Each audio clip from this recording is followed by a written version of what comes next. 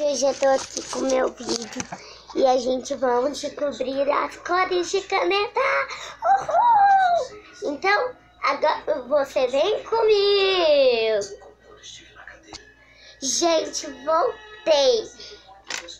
Então, essa é amarela, azul,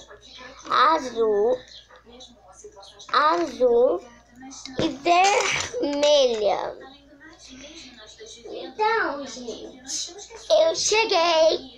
Então agora a gente vai tentar adivinhar na onde que tá a caneta vermelha e as azuis.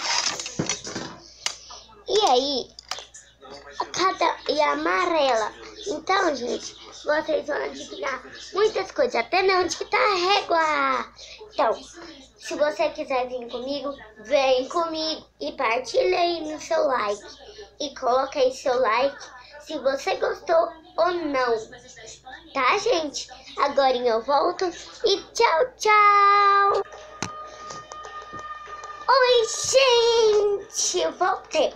Então, na onde que está a caneta azul? Ai, eu tô procurando as canetas azul,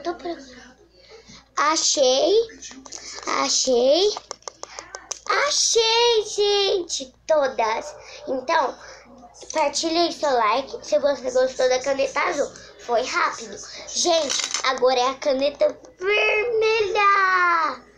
Agora eu volto, tá, gente? Tchau, tchau.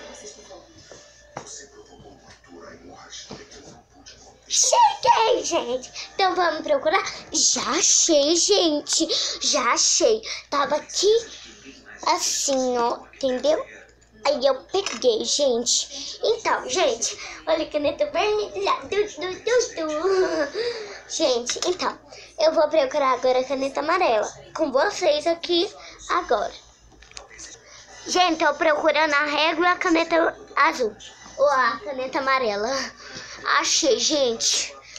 Tava debaixo da minha perna. Aí foi rápido demais.